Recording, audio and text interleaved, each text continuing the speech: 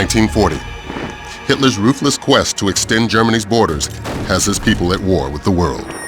The mobilization of armies by Britain and France proves no deterrent as the Nazis invade their European neighbors to the north and west, while extending their reach eastward towards Russia's critical oil fields.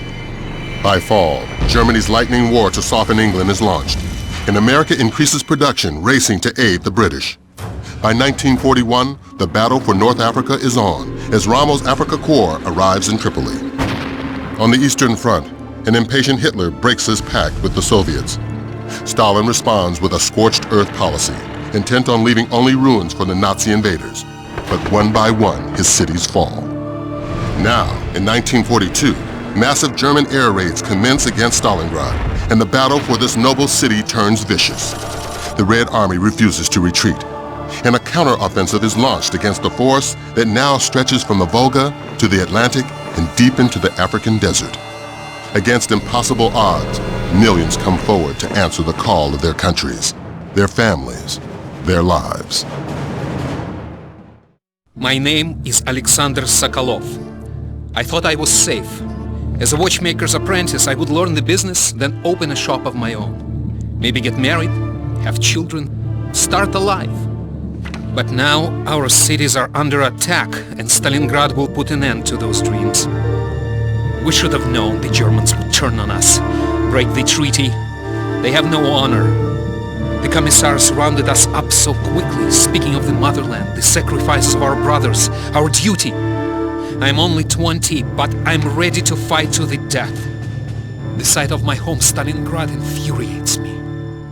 It is as if hell itself were burning.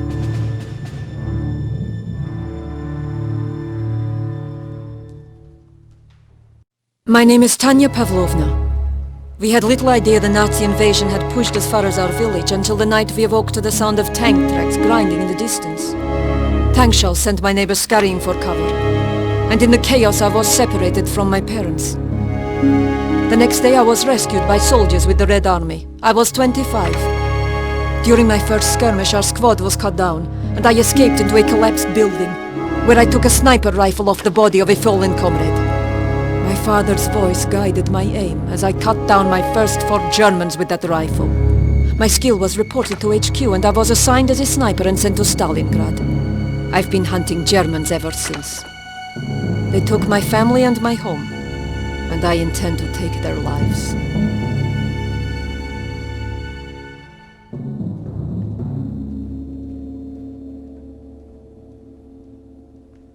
My name is Nikolai Badanov.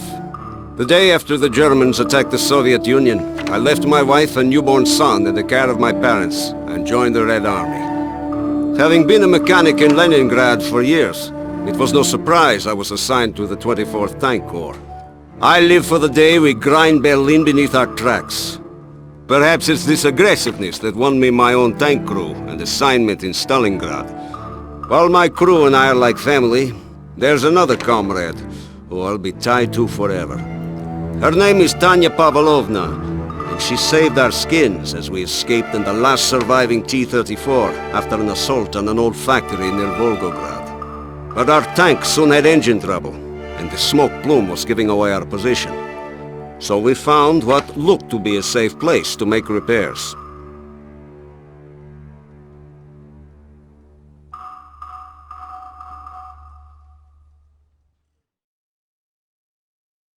December 24, 1942, Christmas Eve. What we began at Stalingrad, we were to finish as part of Operation Little Saturn on a remote airfield near the small village of Tatsinskaya. Our assignment was to approach the airfield from the north via the River Don, cutting off and encircling the stranded German forces Hitler had forbidden to retreat. There at Tatsinskaya, we would surprise the airfield, destroying as many aircraft as we could, cutting off the resupplying of Nazis in the Stalingrad pocket. This was an assignment I was going to enjoy. But as we were about to spring our attack, the Germans got word we were there and launched a frantic evacuation. We may have missed yelling "surprise," but there was still plenty of party to be had.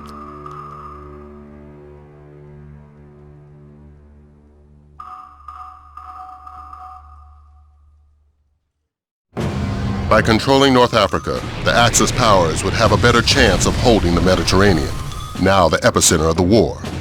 Unfortunately for Italian dictator Benito Mussolini, his army is ill-prepared to withstand the British forces in the region.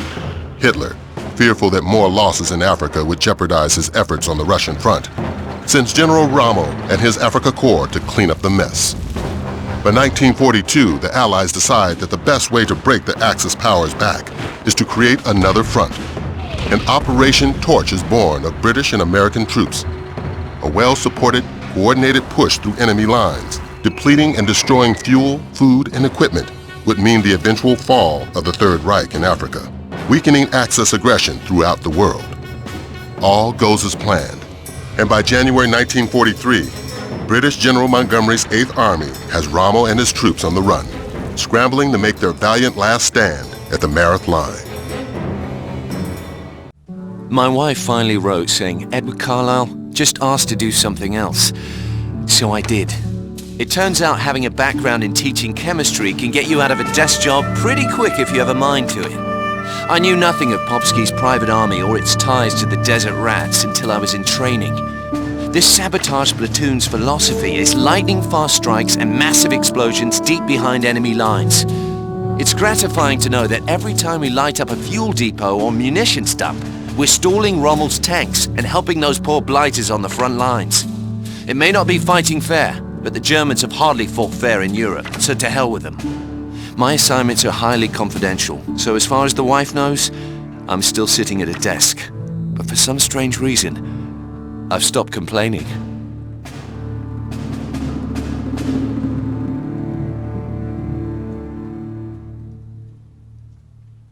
Navigating the desert like an ocean of sand, you have to know where you're going and have a plan to get in and out as quickly and quietly as possible. We do prefer it when quietly is not required. The one thing that allows us to hit the enemy where it hurts most is our jeeps. They're always loaded with enough fuel, supplies, and water to travel 600 miles at a stretch. Although unarmored, they can be heavily armed with two 50 cal MGs firing armor-piercing and incendiary rounds. These make us quick and deadly when we need to be, able to take on German half-tracks and armored cars that outclass us in every other way. Still, this doesn't make up for the fact that you're completely exposed to fire sitting in an open jeep. And you'd better have a damn good driver at the wheel should trouble arise. And it always does, mate.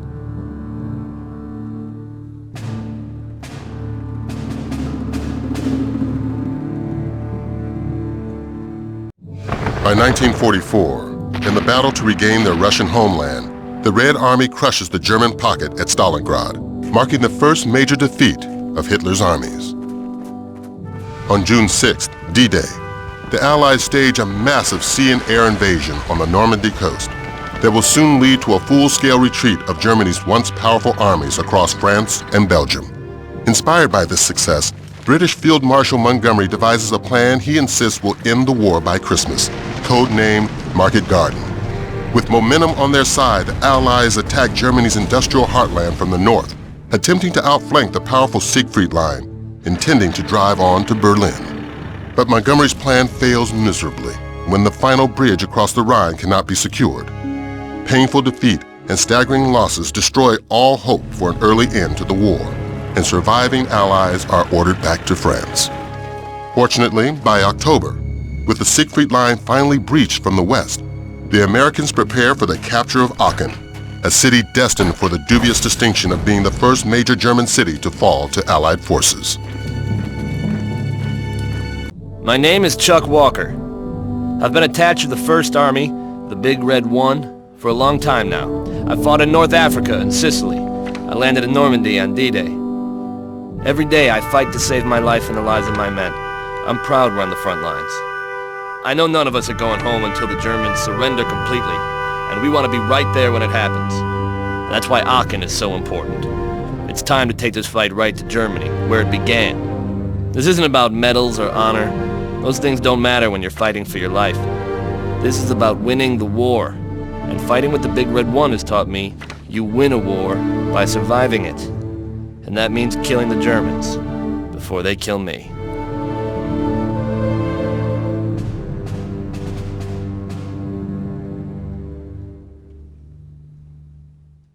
My name is Sam Rivers.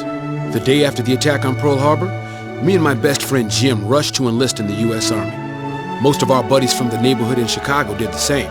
I was only 18. I barely had enough time to say my goodbyes, get packed, and marry my sweetheart Maggie 3 hours before we shipped out for basic training. I was assigned to the 761st Tank Battalion, which was almost entirely made up of colored folk, except for the officers. We were not particularly welcome at Camp Hood, but this just drove us to build an unstoppable team and earn the respect of everyone we met. General Patton himself saw us in action and insisted we be attached to his 3rd Army and sent to Europe. Today we're near the town of Tillet. Every other American unit assigned to take this town has tried and failed. Now it's our turn. We're all fighting for something more than just defeating the enemy. Every man in the 761st has something to prove to himself and to the folks back home. For us, victory has a double meaning.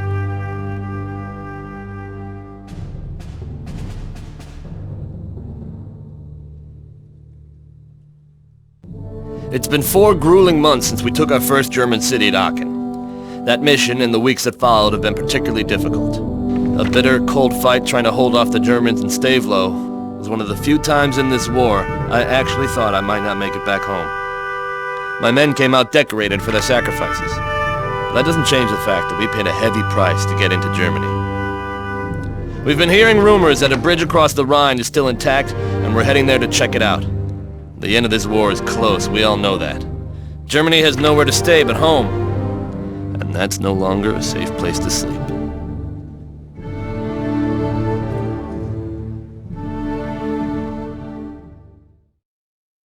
March 1945. With the bridge across the Rhine into Remagen secured, the Allies pour into Germany, bringing the fight against the Nazis directly to the Third Reich's doorstep. German forces in the Ruhr River Valley surrender as the Soviets reach Berlin. The once proud, seemingly invincible German army, which had sought to usurp additional territory from neighbors as far as the Soviet Union to the western edge of Europe and North Africa, is now forced to desperately defend and hold on to its own original homeland. The unconditional surrender of all German forces to the Allies, without which President Roosevelt had declared the war could not end, would not be long in the making. A world that had long been at war would soon be able to rejoice.